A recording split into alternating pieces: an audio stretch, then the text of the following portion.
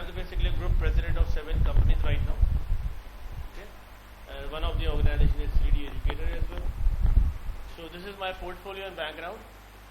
I'm a person of electronics and IT, but since 1997 I have been involved with the projects management. So last was in UK, I have been served as a group portfolio head of 35 countries, handling the different projects. Then basically we have decided to start something own, and alhamdulillah right now we have a different organizations who are working in the IT, the software development, the infrastructure, in the training and other things. So as far as concerned today class, that is basically related to the Primavera project planning and scheduling. So I'm just giving a brief introduction about the 3D Educators. 3D Educators actually is working since 1997, and right now basically we have 4 physical campuses in Pakistan, in UK, in Somalia, and in Sri Lanka. So as you know, after the COVID, different situations happening over the world, so things are entirely changed. We already do have 3 campuses in Karachi, but now basically only 1 physical campus because everything is going to be online. So everybody is interested to take the classes online. Mostly some people are coming over here, but still the economical conditions and other things. So the trend has been changed, and you will see within 3-4 months that we are also going to change, and you can say something enhance and alter the 3D Educators as well. So things are going to be entirely changed.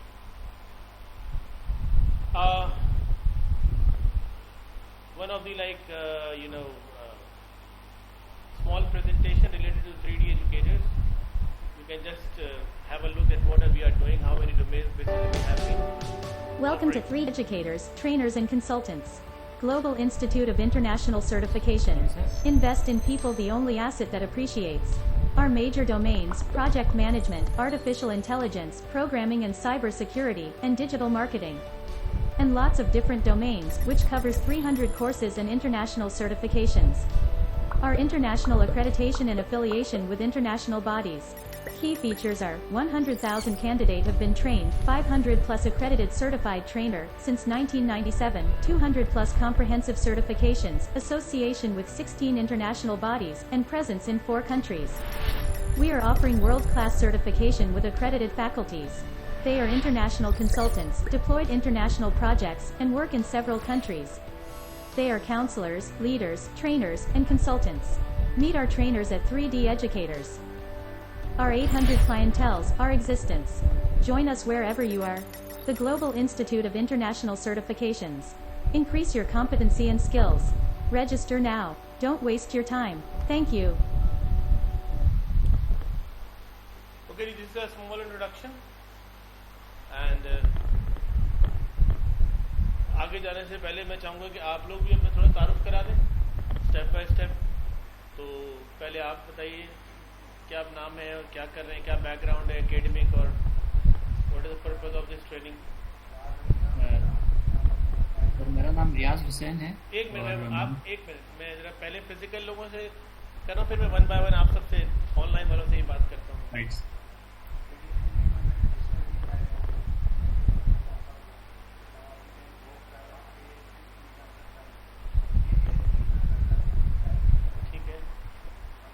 ऐसा site engineer काम करो जी ना।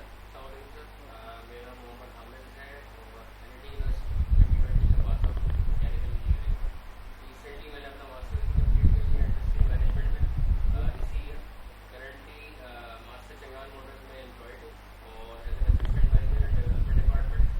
और reason for course is better employment opportunities. जी जनाब, online वालों में से मैं 1 बाय 1 आपको बता रहा हूँ। जी रियाज हुसैन साहब प्लीज़। अस्सलाम वालेकुम, मेरा नाम रियाज हुसैन है और मेरा ताल्लुक़ स्कर्दू से है। गिलगित बल्तिस्तान का एक डिस्ट्रिक्ट है और मैं यहाँ पे एक प्रोविंशियल डिपार्टमेंट है, वाटर एंड पावर डिपार्टमेंट, तो इसमें एज एग्जीक्यूटिव इंजीनियर में काम कर रहा हूँ पिछले 10-11 सालों से। राइट जी। खुशबख्त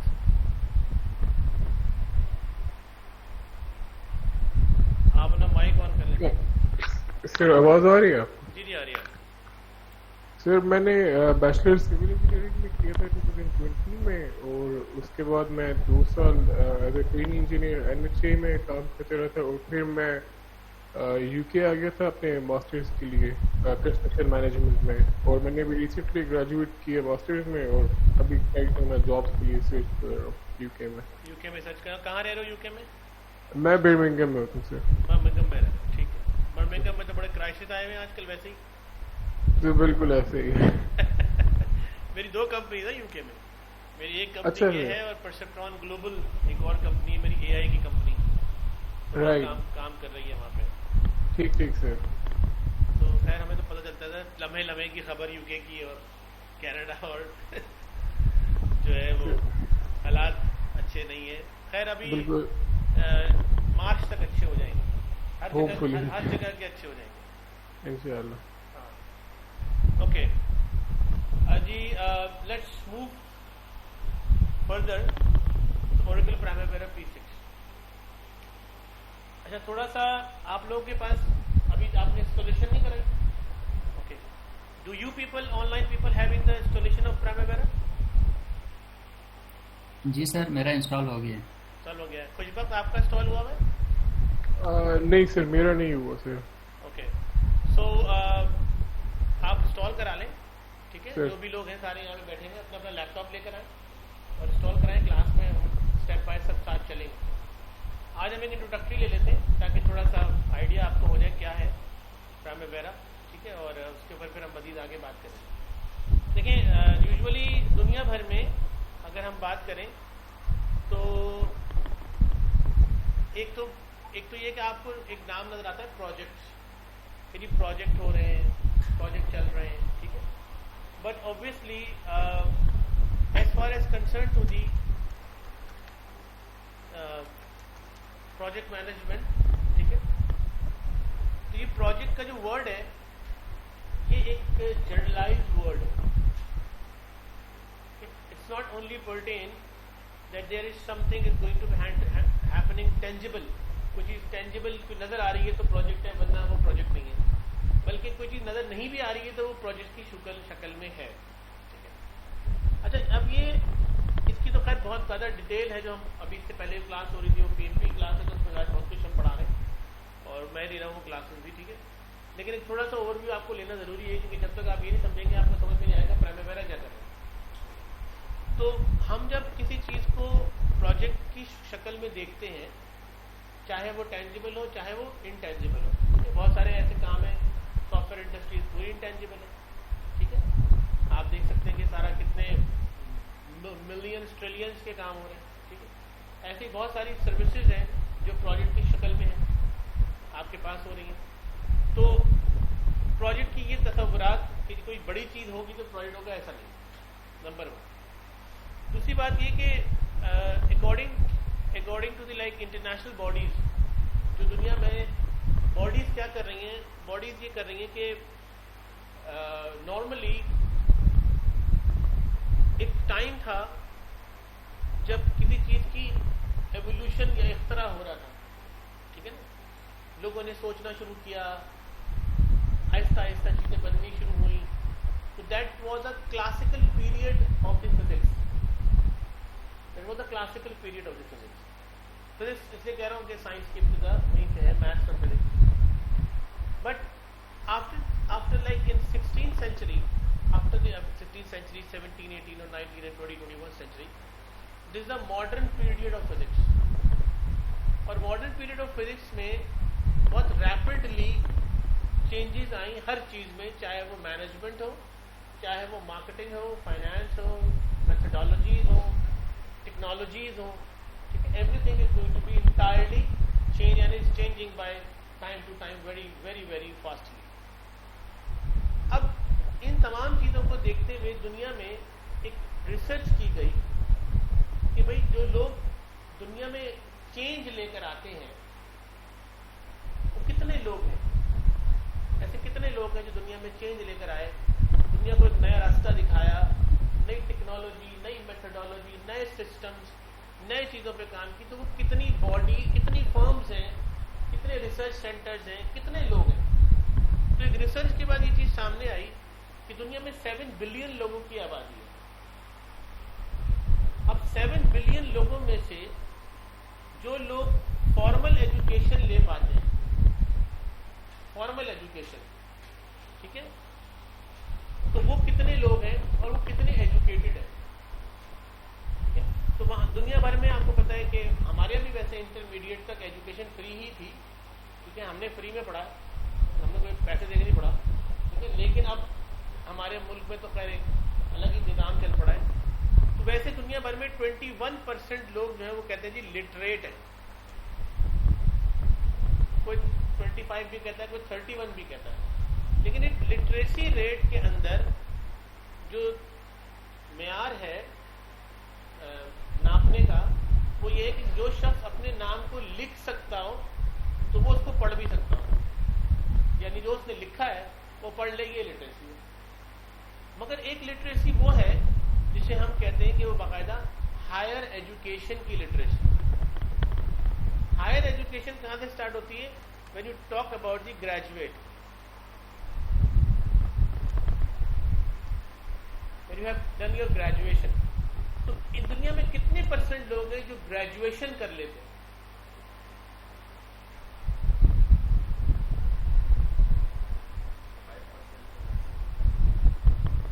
4.0 से लेके 5.5% तक लोग, क्योंकि ज्यादा लिख रहा हूं मैं, ग्रेजुएट कर लेते हैं, ठीक है। अच्छा, अब क्या है जनाब, कितने % लोग हैं जो मास्टर्स कर लेते हैं?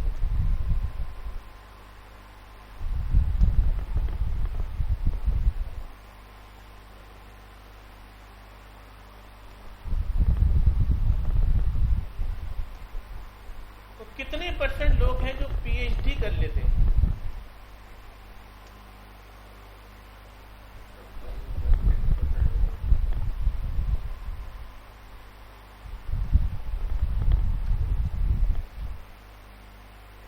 और कितने % लोग हैं जो कि कंसल्टेंट भी बन जाते हैं?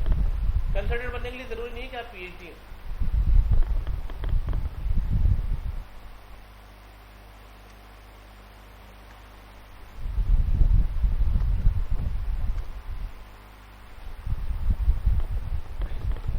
ठीक है, यानी वो लोग, PhD लोग भी कंसल्टेंट हो सकते हैं लेकिन जरूरी नहीं है। लेकिन वो लोग जिनका एक बहुत एक्सटेंसिव एक्सपीरियंस है एक फील्ड के अंदर और उन्होंने उसके ऊपर कई मार्के तय किए हैं, they are actually a very specialized, very important, सदियों में पैदा होने वाले लोग। अब उन्होंने कहा यार कि ये तो बड़े कम लोग हैं, ये पूरे पाकिस्तान में टोटल PhD 6000 है, जिसमें 3000 यहाँ है, 3000 बाहर। कितने कीमती लोग हैं, समझे? और अगर वो कंसल्टेंट भी हैं फिर तो आप सोचें कि वो क्या चीज़ है। तो दुनिया के जो लोग जहाँ पे बाकी चीज़ें पूरी हैं, आप तो रोटी पकड़ा कपड़ा मकान में फंसे हुए ना, ठीक है, बाकी चीज़ें पूरी हैं, तो उन्होंने सोचा कि इन लोगों को जमा किया जाए एक जगह पे और इनसे पूछा जाए कि सर आप बताएं कि कौन से काम को आप कैसे परफॉर्म करते हैं। अब ये बड़ा इंपॉर्टेंट सवाल है कि आप कौन से काम को कैसे परफॉर्म करते हैं। जो पूछने वाला है वो भी डोमेन एक्सपर्ट होना चाहिए और वो उनको बुला रहा है तो सवाल भी ऐसे पूछे कि जवाब भी मिल जाए प्रॉपर और फिर उसकी एनालाइजेशन भी बहुत अच्छी हो जाए, ठीक है। तो इसका मतलब है कि इन लोगों से जब पूछा गया और इनकी एडवाइजेस दी गई, तो आपको पता है एक रेशियो होता है कि 90-10 का रेशियो होता है। 90% लोग कहेंगे कि ये काम ऐसे होता है, 10% लोग कहेंगे नहीं ये काम ऐसे भी होता है। तो इन लोगों की एडवाइजेस जो 90-10 की रेशियो पर थी, उससे एक कंसोर्शियम बनाया गया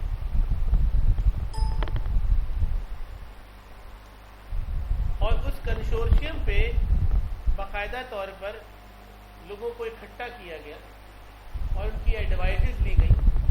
उस चीज़ को हम कहते हैं बॉडी।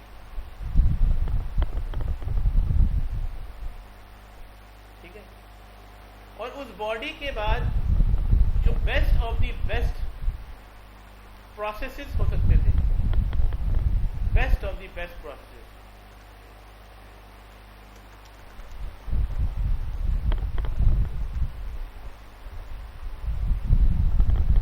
उस best of the best processes को एक सिस्टम के तहत कनेक्ट कर दिया। और जब कनेक्ट किया गया तो जाहिर बात है कि जो इनपुट सिस्टम में देनी है तो आप उससे वो डिजायर आउटपुट ले सकते हैं जो आप चाहते हैं, और आपको अपना दिमाग लगाने की कम जरूरत है, क्योंकि ये वो बातें हैं जो कि नॉर्मली पहले से हो चुकी है, पहले से बातचीत हो चुकी है, डिटेल हो चुकी है। अब इसके आगे कुछ कहें तो आपकी बात सराही जाएगी। तो research work is going on. तो इस तरह से दुनिया में बॉडी फॉर्म हुई, और उस बॉडी में जो बॉडी है नंबर 1 वो है PMI, ठीक है, जिसकी सर्टिफिकेशन आप प्रोजेक्ट मैनेजमेंट प्रोफेशनल देख रहे हैं।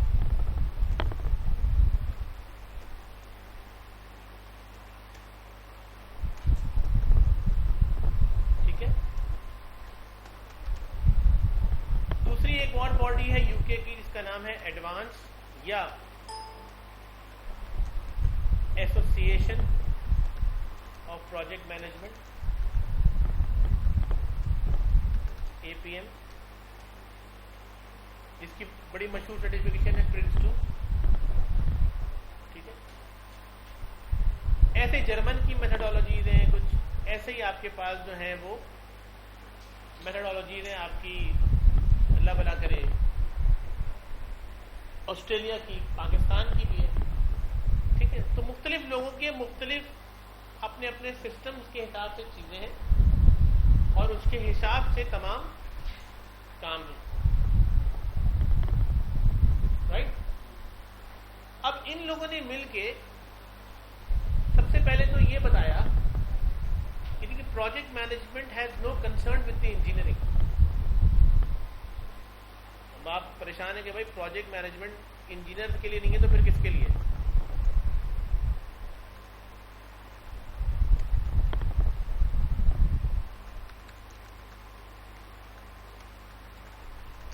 ठीक है। तो उनका फिर क्या है ये? उनका project management is a separate and distinct discipline.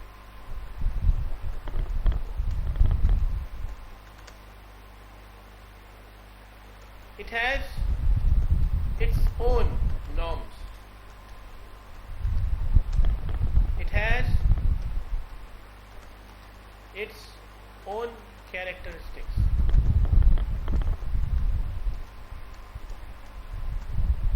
It has its own processes. It has its own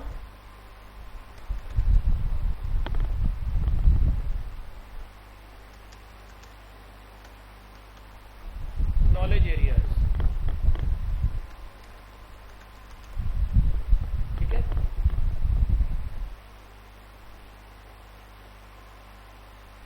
So it has its own system and methodologies with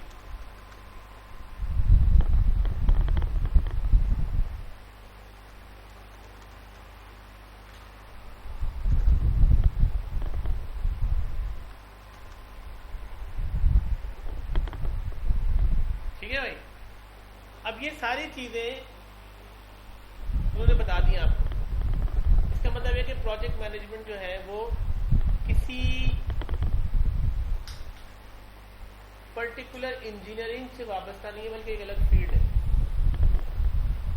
अगर आप इस पर आते हैं तो आपको इस पर ही इतना कुछ करना पड़ेगा जो कि एक इंजीनियर के लेवल पर आप उसको ना सोचें। अब प्रॉब्लम सारी क्या है कि जब भी कोई प्रोजेक्ट होता है तो उस प्रोजेक्ट की कुछ नेचर होती है। सिविल का हो सकता है, वो फार्मास्यूटिकल का हो सकता है, वो एफएमसीजीज का हो सकता है, वो ऑयल एंड गैस का हो सकता है, वो आईटी का हो सकता है। तो ऑब्वियसली उसकी नेचर की वजह से उसके मुख्तलिफ डेजिग्नेशंस हैं। जैसे एफएमसीजीज में जो ब्रांड मैनेजर है वो प्रोजेक्ट मैनेजर है, फार्मास्यूटिकल में जो प्रोडक्ट मैनेजर है वो प्रोजेक्ट मैनेजर है, सिविल में जो कंस्ट्रक्शन मैनेजर है प्रोजेक्ट मैनेजर है, जो एमईपी साइट पर है वो एमईपी मैनेजर है, वो प्रोजेक्ट मैनेजर है। आईटी में जो बेसिकली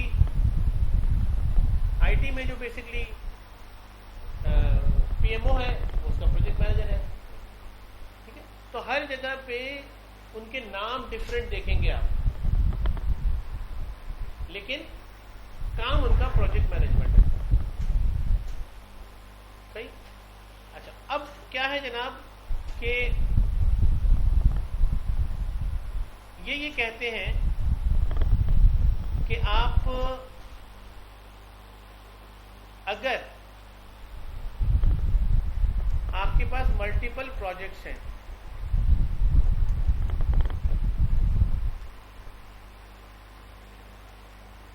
तो हर प्रोजेक्ट के लिए आप एक प्रोजेक्ट मैनेजर क्या करते हैं, डेडिकेट करते हैं। ठीक है, और अब जाहिर बात है कि मैनेजमेंट की फिलॉसफी है कि एक आदमी 5 आदमियों को तो बड़ा आराम से देख सकता है, हो सकता है 6-7 को देख ले, बहुत अच्छी अगर उसकी कैपेबिलिटी, लेकिन 5 उसकी डायरेक्ट वो देख सकता है। तो अगर 5 प्रोजेक्ट हो जाए तो ये इस जगह को हम कहते हैं प्रोग्राम, और इस जगह को हम कहते हैं प्रोग्राम मैनेजमेंट, और इस जगह को हम एंटरप्राइज मैनेजमेंट भी कहते हैं। और इसी तरीके से अगर आपके 5 प्रोग्राम्स खड़े हो जाए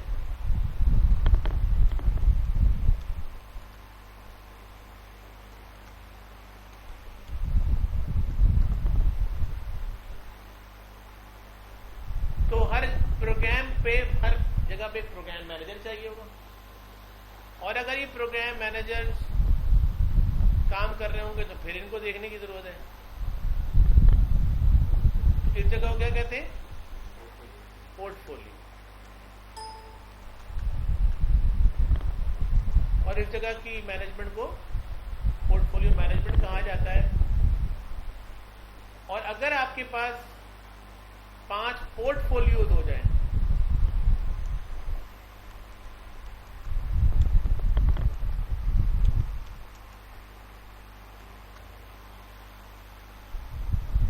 तो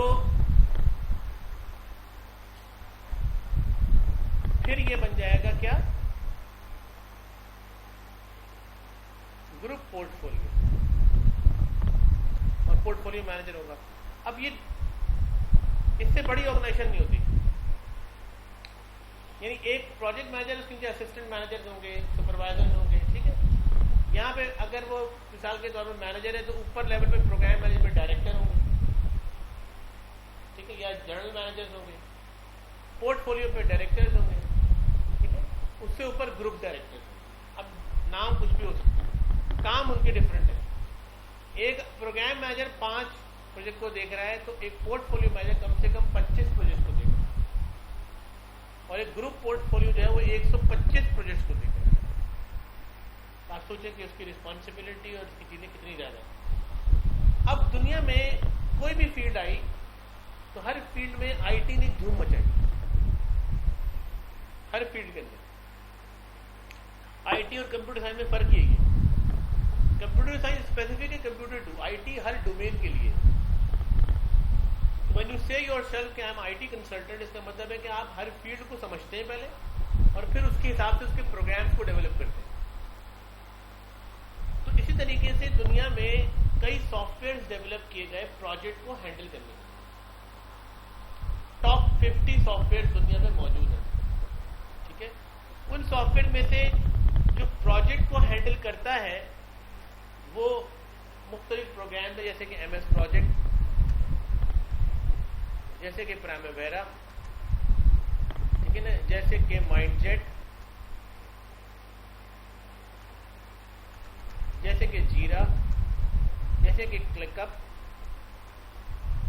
एंड सो मेनी। लेकिन दुनिया की जो टॉप लेवल की प्रोजेक्ट मैनेजमेंट का सॉफ्टवेयर है दैट इज प्राइमेवेरा P6 शेड्यूलिंग के लिए। अब और इसको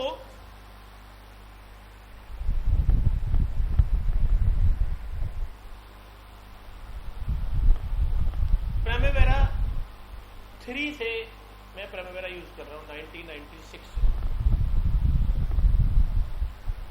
तो प्राइमेवेरा 3 होता था, फिर उसकी कुछ मार्केट में थोड़ी सी आहिस्ता आहिस्ता लोगों को पता चला कि जी कुछ होता है ये, तो हमने उनको काम करके दिखाया तो बड़े खुश हुए। आहिस्ता आहिस्ता लोगों को पता चला। लेकिन 2005 में प्राइमेवेरा 5 आया, 5.0, और उसके अंदर बहुत कुछ था। आज भी मेरे पास वो सॉफ्टवेयर है। लेकिन 2006 में ऑरेकल ने प्राइमेवेरा को परचेज कर लिया। ऑरेकल ने उस जमाने में बहुत सारी कंपनियों को परचेज किया, दुनिया की लार्जेस्ट ऑर्गेनाइजेशन बन गई ऑरेकल, ठीक है। तो इसका नाम पड़ गया ऑरेकल प्राइमेवेरा P6। अब ये जो सॉफ्टवेयर जो आप पढ़ रहे हैं इसका नाम है PPM। ऑरेकल ने फिर इसको जाहिर बात है, बड़े तो लोग बड़े होते हैं, ठीक है ना। आपका कुछ आदमी, आपकी कोई चीज बड़े आदमी के हाथ में आ जाएगी तो वो उसको बड़ी तरह सोचेगा। उन्होंने कोलैबोरेट किया PMI से। उन्होंने कहा आपकी best of the best processing जो है उसको उठा के हम अब प्राइमेवेरा डेवलप करेंगे। तो उनकी जो मेथोडोलॉजी और फिलॉसफी है उस पर प्राइमेवेरा डेवलप हुआ है। अब इसके अदर सॉफ्टवेयर बहुत सारे, इन जब आप इसके सर्वर लेवल पर जाएंगे तो उसका नाम है एंटरप्राइज प्राइमेवेरा प्रोजेक्ट मैनेजमेंट।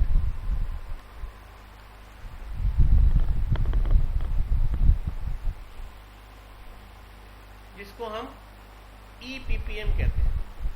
इसकी कोर्स अलग है, इसकी पढ़ाई अलग है, इसकी सारी चीजें अलग है। उसके बाद है प्राइमेवेरा पोर्टफोलियो मैनेजमेंट।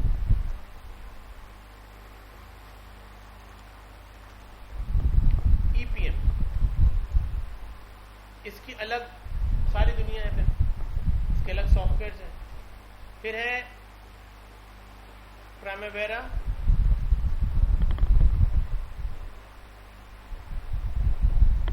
Contract management.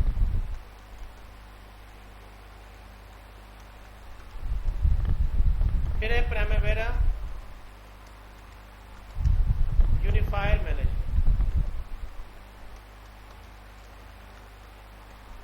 फिर है प्राइमेवेरा अर्न्ड वैल्यू मैनेजमेंट।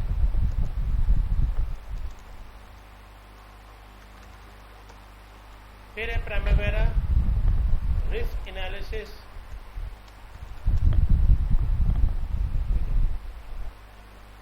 फिर है Primavera inspire by SAP। And there are so many इतनी प्रोडक्ट्स बना दी प्राइमेवेरा की कि आप अभी पहले स्टेज पर, और ये भी पूरी दुनिया भी समझ नहीं पा रही कि हो क्या रहा है।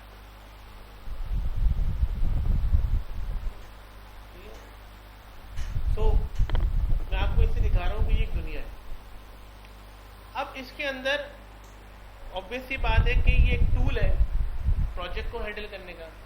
तो तो हम यहाँ पे कोई प्रोजेक्ट मैनेजमेंट तो पढ़ेंगे नहीं, ना टाइम है इतना। तो हम यहाँ पर एक डायरेक्ट एक प्रोजेक्ट खोलेंगे और मैं आपको इसके इंटरफेसेस समझाऊंगा और उसके अंदर छोटी छोटी चीज़ें समझा दूंगा, बहुत डिटेल में तो नहीं जा सकते, लेकिन छोटी छोटी चीज़ें समझा के आपको मैं इसको प्रॉपरली करवा दूंगा। तो आप इसके अंदर बड़े आराम से अपनी प्रोजेक्ट्स की पूरी हैंडलिंग, कॉस्टिंग भी करा दूंगा, डॉक्यूमेंटेशन भी करा दूंगा इसमें, ठीक है। और जो कि आपको ज़रूरत नहीं पड़ेगी कॉस्टिंग शॉस्टिंग की, मुझे नहीं पता है मुझे, मार्केट में सिर्फ आपको स्केजुलिंग की ज़रूरत पड़ेगी, ठीक है, इसमें आपको काम मिलता है वो नॉर्मल, और इसकी फिर प्रोजेक्ट की ट्रैकिंग, मॉनिटरिंग या एग्जीक्यूशन वो करेंगे। तो हम यहाँ पे कोई एक छोटा सा प्रोजेक्ट जो है वो उठा लेंगे और इस प्रोजेक्ट के हवाले से करेंगे। जी रियाज साहब। सर मैं ऐड करना चाह रहा था कि मेरी जो जॉब नेचर है, हम लोग हाइड्रो पावर को डील करते हैं। हाइड्रो पावर के मतलब स्टार्ट से लेकर एंड तक जो डिज़ाइन है, मतलब प्रोजेक्ट आइडेंटिफिकेशन से लेकर फिर design, estimation, execution, monitoring, evaluation सारा कुछ करते हैं। तो काइंडली उस हिसाब से फिर हमें आप ऐड कीजिए। अच्छा देखिए, मैं आपको बताऊं कि मैं स्पेसिफिकली हर फील्ड को तो नहीं करा सकता। यहाँ पे सिविल के लड़के भी बैठे हुए, आईटी के भी बैठे हुए। मैं आपको बताऊंगा कि प्रोजेक्ट को क्या कहते हैं, किस तरीके से जो है वो आप डिज़ाइन करके प्राइमेवेरा में डालेंगे। आप पहले मेरे साथ एक प्रोजेक्ट करें, ठीक है, ताकि आपको ये पता चल सके कि मैं आपको प्राइमेवेरा सिखा रहा हूँ, मैं आपको प्रोजेक्ट मैनेजमेंट नहीं सिखा रहा, मैं आपको बिल्कुल क्लियर बता रहा हूँ। प्रोजेक्ट मैनेजमेंट का अलग कोर्स है मेरा, जो मैं अलग कराता हूँ, ठीक है। ठीक है सर। ठीक है, तो प्राइमेवेरा आपको चलाना सिखाऊंगा, प्राइमेवेरा पे काम करना सिखाऊंगा। जब आप एक प्रोजेक्ट कर लेंगे फिर आप अपने प्रोजेक्ट को खुद डालें इसमें, क्योंकि मैं डोमेन एक्सपर्ट नहीं हूँ, I am not basically hydro power engineer, ठीक है। लेकिन मैं आपको ये सिखा दूंगा कि आप अपने प्रोजेक्ट को कैसे तोड़ें, कैसे डालें, किस तरह से चीज़ें एंड करें। वो आप मुझे शो कर दें, मैं उसको देख लूँगा कि आपने सही किया है कि गलत किया, ठीक है। लेकिन पहला एस्पेक्ट ये है कि हम ये तो समझें कि प्राइमेवेरा इटसेल्फ काम कैसे करता है, और इसके अंदर बेतहाशा चीज़ें जो आपको समझनी होंगी। ये कोई आसान सॉफ्टवेयर नहीं है, दुनिया का सबसे नंबर 1 सॉफ्टवेयर है, तो उतना ही कॉम्प्लेक्स सॉफ्टवेयर भी है, ठीक है। तो आपको पहले प्राइमेवेरा की चीज़ों को समझना है, उस पर काम करना है और फिर आगे की तरफ बढ़ना है। तो हम पहले इसका इंटरफेस समझेंगे, उसके बाद हम आगे चलेंगे। आज मैं आपको थोड़ी सी 2-4 चीज़ें इसकी समझा देता हूँ कि क्या क्या इंटरफेस में क्या क्या हो रहा है। पहली बात ये कि प्राइमेवेरा टोटल बाइनरी सिस्टम पर बना हुआ है और ये ऑटो सेव करता है चीज़ों को, इसमें आपको सेव करने की जरूरत नहीं है। अगर आप कोई क्लिक भी करते हैं तो वो भी सेव होगा, ये ध्यान में रखिए, ठीक है। और अब ये प्राइमेवेरा के अंदर आप देखेंगे, आपके पास जब प्राइमेवेरा खुलेगा तो उसी वक्त मैं समझाऊंगा आपको कि आपके पास कैसे खुला हुआ है और इसमें क्या क्या चीज़ें आपको पहले अपनी सेटिंग क्रिएट करनी है। तो ये प्राइमेवेरा का इंटरफेस क्या है कि यहाँ पर आपको खुलेगा ना, आपको बने बनाए बहुत सारे प्रोजेक्ट्स नजर आ रहे होंगे, ठीक है, बहुत सारे प्रोजेक्ट्स होंगे। ये जो प्रोजेक्ट्स हैं एक्चुअली, ये सारे प्रोजेक्ट्स जो हैं वो प्राइमेवेरा में पहले से इनकॉर्पोरेटेड है, ठीक है। प्राइमेवेरा की अपनी लाइब्रेरी आप वो खरीद के भी डाल सकते हैं एज अ टेम्पलेट। जैसे अभी आप कर रहे हैं हाइड्रो पावर का, अगर आपके पास कोई टेम्पलेट है तो बहुत अच्छी बात है। अगर आपको कोई टेम्पलेट नहीं है तो आप खरीद लें टेम्पलेट, आपको मेजर चीज़ें पता चल जाएंगी सारी क्या क्या, उसको फिर ऑल्टर कर लें, ठीक है। तो यहाँ पर बहुत सारे आप देख सकते हैं कि इंजीनियरिंग एंड कंस्ट्रक्शन के प्रोजेक्ट हैं, एनर्जी सर्विसेज के ऑलरेडी प्रोजेक्ट दिए हुए हैं इसके अंदर, मैन्युफैक्चरिंग के प्रोजेक्ट दिए हुए हैं, प्रोडक्ट डेवलपमेंट के दिए हुए हैं, ठीक है, प्रोग्राम दूसरे कॉर्पोरेट मैनेजमेंट के प्रोग्राम दिए हुए हैं, ठीक है, मुख्तलिफ तरीके के दिए हुए हैं। अब आप बाद में इसको खोल के देख सकते हैं क्या क्या। फिलहाल तो अभी मैं आपको दिखा रहा हूँ। तो एक तरफ प्रोजेक्ट्स हैं, एक तरफ गैंट चार्ट है, ठीक है। ऊपर आपके पास मेन्यू बार है, ये आपके शॉर्टकट बार है। लेफ्ट साइड पे प्रोजेक्ट हैंडलिंग, लेफ्ट साइड पर सॉरी फोल्डर मैनेजमेंट और प्रोजेक्ट की हैंडलिंग के एरियाज है, और नीचे आप देखेंगे फिर उसकी मजीद प्रोजेक्ट की डिटेलिंग, ठीक है। राइट साइड पर आपको नजर आ रही है सारी कमांड एरियाज, ठीक है। नीचे जो आपको नजर आ रहा है ये प्रोजेक्ट, ये स्टेटस बार है, और ये हर दफा चेंज हो जाएगा जब आप स्क्रीन चेंज करेंगे, तो हर दफा एक नई चीज आपके सामने आ रही है। तो ये तो इसकी मेजर चीज है, लेकिन अब इसको आपने अपने हिसाब से ऑल्टर करना है, क्योंकि जब आप किसी मुल्क में जाएंगे तो हर मुल्क के अंदर आपको वहाँ के डिफरेंट एस्पेक्ट नजर आएंगे। और उसके हिसाब से आप इसको ऑल्टर करेंगे अपने प्राइमेवेरा को। यही प्राइमेवेरा क्योंकि पीपीएम है तो ये सर्वर से कनेक्ट हो सकता है, ठीक है, और वहाँ पे आप डायरेक्टली सर्वर्स के ऊपर डायरेक्ट रिपोर्ट भेजते हैं जो कि एंटरप्राइज प्रोजेक्ट मैनेजमेंट का सर्वर होगा, ठीक है। उसकी कॉन्फ़िगरेशन उसकी चीज़ अलग है सारी की सारी। तो फिलहाल हम अभी प्रोजेक्ट्स में खड़े हुए नजर आ रहे हैं और प्रोजेक्ट में करेंगे। हमें समझना है कि इसके अंदर चीज़ें कैसे हो रही हैं। क्या आप लोगों को आइडिया है what is WBS and what is activity? जी रियाज साहब और खुशबख्त आप भी बताएं।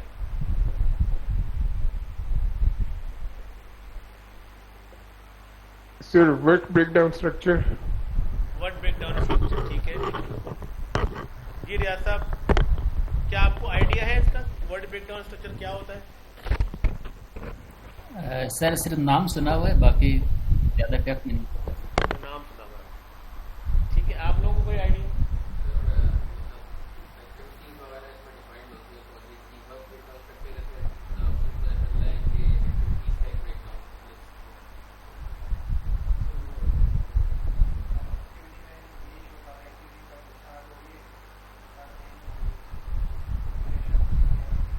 तो एक्टिविटी है, तो वर्क ब्रेकडाउन और एक्टिविटी में क्या फर्क हुआ? वो भी वर्क है, ये भी वर्क है, दोनों वर्क है ना। तो अब यही मैं देखो, ये छोटी छोटी बातें इसलिए कि समझने की जरूरत है, क्योंकि यहाँ पर अगर ये समझ में नहीं आ रही तो आपके पास एक प्रोजेक्ट है ना, प्रोजेक्ट की एक टाइमलाइन होती है, एक एंड है, यानी प्रोजेक्ट के लिए जरूरी है कि उसका एक स्टार्ट टाइम होगा, एक उसका एंड टाइम होगा, और इसका कोई गोल होगा जो आप अचीव कर रहे होंगे, सही है। तो आपका गोल एक दिन में अचीव नहीं हो सकता। आपको ये देखना पड़ेगा कि आपका गोल कैसे अचीव होगा। तो आप उसको क्या करेंगे, जो आपके बड़े बड़े काम हैं पहले तो आप उसको फेजेस में ले आएंगे। कितने फेज हैं? 4 फेज हैं, 2 फेज हैं, एक ही फेज है, ठीक है।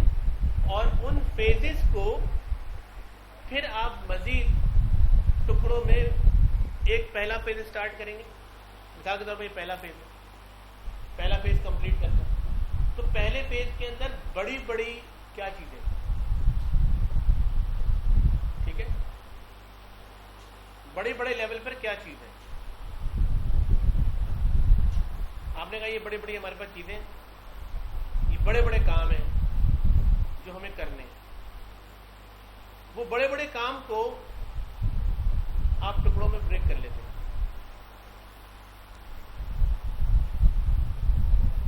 ठीक है। बड़े बड़े काम को आप टुकड़ों में ब्रेक कर देते हैं, और टुकड़ों में ब्रेक करके जो चीज सामने आती है उसको कहते हैं work breakdown.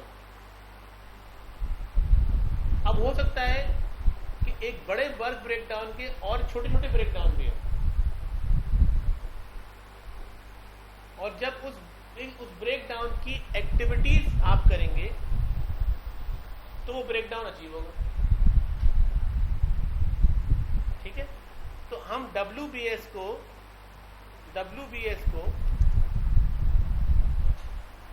Work breakdown structure कहते हैं।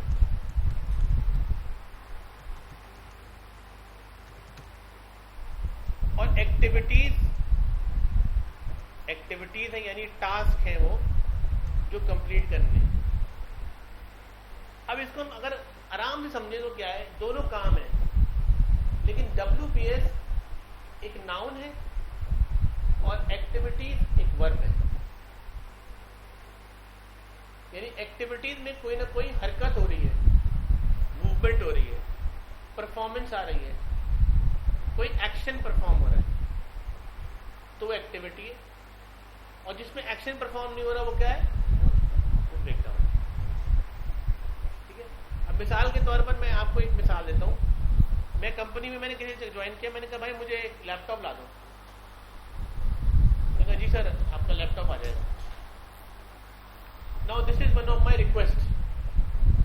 This request is going to be supposed as a work breakdown structure.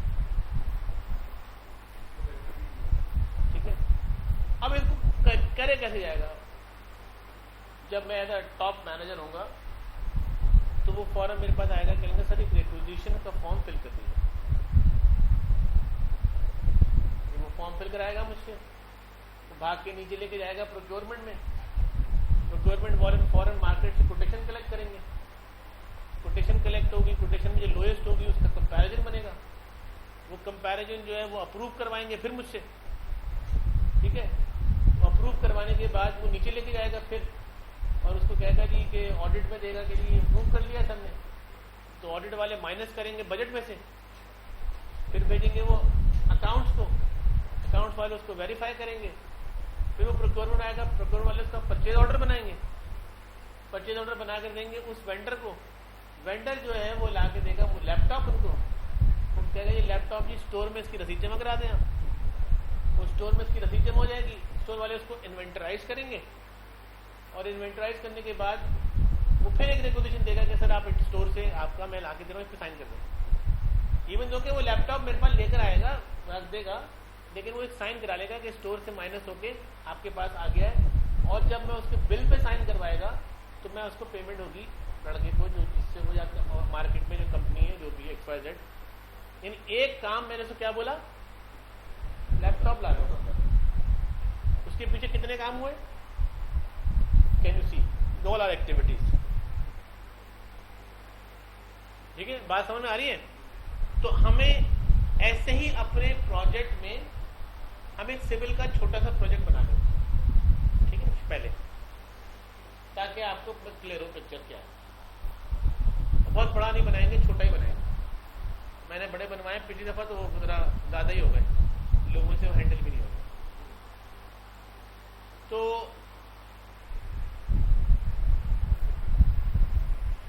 बात समझ में आ रही है कि हम जो है वो इस तरीके से आपको जो है वो सारी चीजें कराएंगे इसमें स्टेप बाय स्टेप, लेकिन आप सबके पास प्राइमेवेरा होना चाहिए इंस्टॉल्ड, और नेक्स्ट क्लास से हम आपको प्राइमेवेरा के साथ कराऊंगा तो समझ में आएंगी चीजें, वरना सब भूल जाएंगे। आज ही मैंने आपको समझा दिया, लेकिन मुझे इसका एनवायरमेंट भी मैं आपको करा दूंगा, आप नहीं कर पाएंगे, तो आप एनवायरमेंट भी आपको मेरे साथ साथ जो है वो करना है, ठीक है, साथ साथ लेके चलेंगे। तो अभी मैंने आपको जस्ट एक ओवरव्यू दे दिया है, इसलिए कि हम जब कोई प्रोजेक्ट खोलेंगे तो सबसे पहले WPS बनाएंगे, फिर हम उसमें एक्टिविटीज डालेंगे, फिर हम उसको स्केड्यूल करेंगे, फिर हम उसके रिसोर्सेज डालेंगे, फिर हम उसको कॉस्टिंग करेंगे, फिर हम उसको फाइनलाइज करेंगे, ठीक है, फिर हम उसको एग्जीक्यूट करेंगे। अब आप IT का प्रोजेक्ट बनाएं, आप हाइड्रो का प्रोजेक्ट बनाएं, आप वाटर का प्रोजेक्ट बनाएं, आप कोई भी प्रोजेक्ट बनाएं, तो सारे प्रोजेक्ट जो है वो आप वैसे ही बनाएंगे जैसे आपने कोई सिविल का प्रोजेक्ट डिजाइन किया। क्लियर हो रही है बात जनाब? ठीक है जनाब, आप लोगों को कोई सवाल है? रियाज साहब? नहीं सर, ठीक है सर। ठीक है, तो हम एक जर्नल प्रोजेक्ट लेंगे पहले, उसके बाद आप आहिस्ता आहिस्ता जो भी है वो करिए।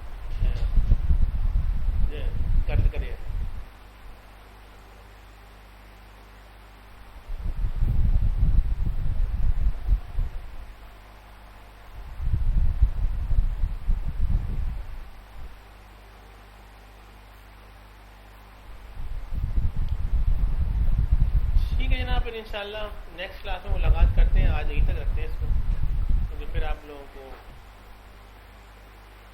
समझ में नहीं आएगी बात क्या हो रहा है।